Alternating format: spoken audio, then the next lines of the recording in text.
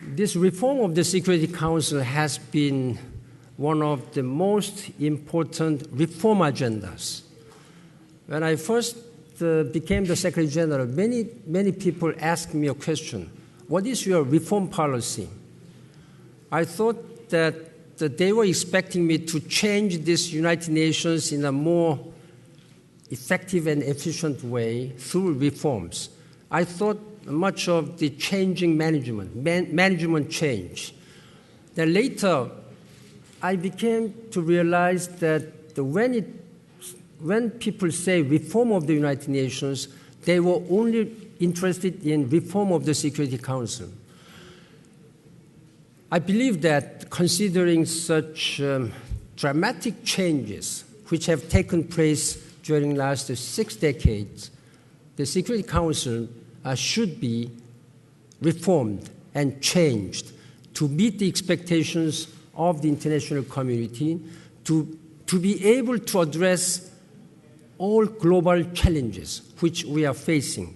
We are living in an era of multiple crises, thus requiring multiple solutions and multiple cooperative and coordinated way. Their Security Council, particularly Permanent 5, have a special role to play.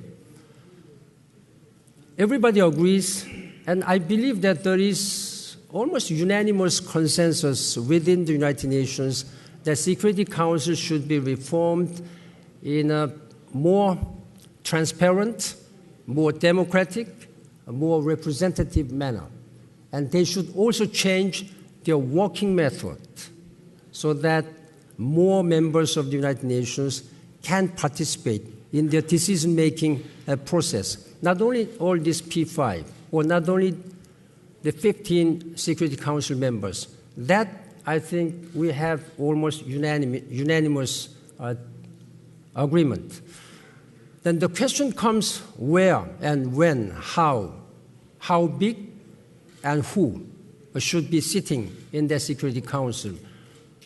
Member states, depending upon which country or which group of countries, like G4 or some other countries, have presented their proposals. Now, for the first time, during the last 17 years at least, their negotiation process, the United Nations has taken up in a much more elevated and focused way how the member states should expand and change the Security Council. Many proposals have been made, and they have compiled, and they have already done 5 rounds of negotiation. The General Assembly is going to take another round of informal negotiations soon. As a Secretary General, I have been always trying to facilitate this dialogue so that the member state could find the acceptable and agreeable formula. This is the common interest to meet all the global challenges. This is an important part of global governance.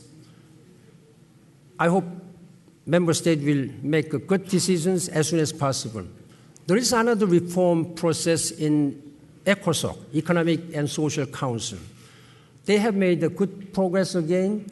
They have agreed to establish annual ministerial review, and they have again established a biannual development cooperation forum. This is a new system which has been introduced since 2-3 years ago, and there are many other areas where we can enhance global governance capacity of the United Nations. As a Secretary General, I have been very much humbled by having heard so many criticisms or suggestions that the United Nations needs to be more efficient, transparent, accountable, and effective. That everybody agrees, And we are in the process of making this United Nations such an organization, trustful and most effective one. This is a part of, again, global governance. The President Mongbuyal talked about a lot during his opening remarks, that we have a G8, G20, G77, or G24. There have been a lot of discussions what to do with the G8, what would be the opportune formula. I think all this global governance format was born out of actual necessity and importance at the time. Now, G20 has surfaced as the world's premier economic forum to deal with financial and economic crisis. But these two have a better coordination and consultation with most of the United Nations member states. At least the minimum 172 countries are not properly represented. But that does not mean that all 192 member states should take part. We appreciate the role and strength in terms of political and financial and economic strength of G20, accounting for more than 80% of national GDP and population.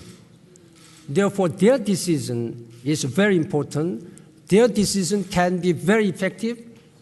But at the same time, as the Secretary General, I have been urging world leaders of G20 that they should not lose sight of the challenges and plights of many vulnerable countries. That is what I'm going to do again in Seoul. And I think for the first time in the history of G20, the Seoul government has taken development agenda. That is very much appreciated and commendable one. And that agenda will deal with the concerns and challenges of the most developing countries. Again, I hope this will satisfy your